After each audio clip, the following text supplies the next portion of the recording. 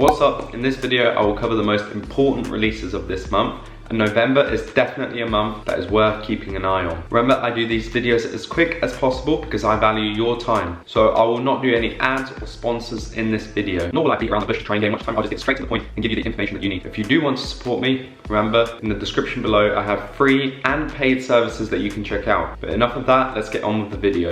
Friday the 4th, we have the Why So Sad Dunk. These should be a skate shop exclusive and very profitable in all sizes. I would consider holding this pair if you manage to cop, as these could rise in price over time. Then also on the 4th, we have the Panda Dunks for the US. Again, this is a big restock, and since we've had a restock in the EU already, they won't be dropping in the EU. But in the US, this will be a full size run, which is like grade school, men's, women's, and even though we've had so many restocks of this pair, they will still be very profitable. Then on the 5th, we have the Messy Room Jordan 4s. It might be a brick, but I have a small feeling they will be a sleeper pair long term. But again, they are highly risky. So this means that they could double next year in price or the year after. But again, if they don't pick up popularity, they might not. It is in grade school sizing only, so retail shouldn't be too bad, which gives you room for margin. But this is not 100% a cop pair, so just do keep an eye on how they perform and how much people are speaking about them. Then Tuesday the 8th, we have the rescheduled Dunk USC for USA, as they've already dropped in the EU. These can be a quick lunch money flip, but I do recommend holding this pair as it's very similar to the University Red pair, and those have risen dramatically over time. This pair might not rise as much, but it definitely won't stay as low as current prices. But then also on the same day, Tuesday the 8th, we have the Zion Williams Jordan 1 Low. These will be profitable in all sizes, but margins will be small due to the design not being so popular. Don't bet the farm on them, but don't sleep on them either. These could be a quick flip profit. Now, Saturday the 19th, we have the sneaker that will literally start fights in store, and that is the Jordan 1 Chicago Lost and Found. With 500,000 stock, these are in very high demand,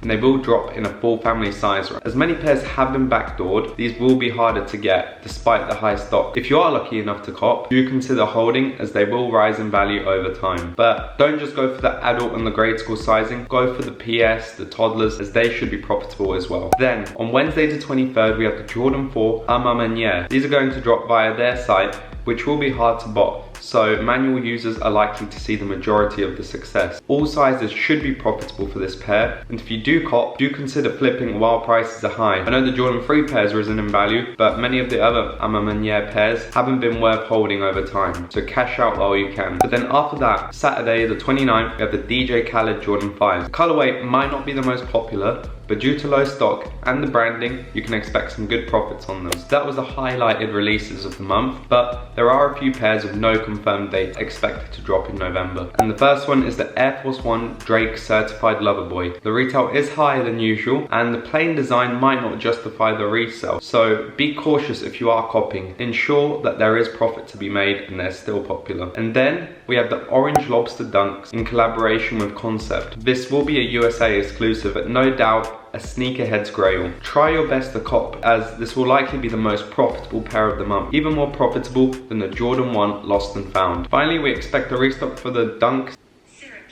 Syracuse and the Kentucky pair. These were scheduled for the 1st, but it looks like they've been delayed in the USA. EU has had a few stores drop them, but also no official sneakers restock. So I think some retailers have issued out pairs, but the majority of the release is delayed. So they might have a bigger release later this month or in December. Remember, I will post updates about this on my Instagram, which will be in more real time. But regardless of whenever they drop, both pairs will be extremely profitable in all sizes. Because of a restock, you might consider selling and not holding, just in case they restock again. But the margins are still huge on these thanks to the low retails. That's it for November. As promised, this was a quick and straight to the point video. I wasn't sponsoring any cook groups or proxies or bots, just pure value for your time. But if you do want to support me, I do have some free products and paid products, and you can see all of that in the description below. That's it for this video, and I'll see you in the next.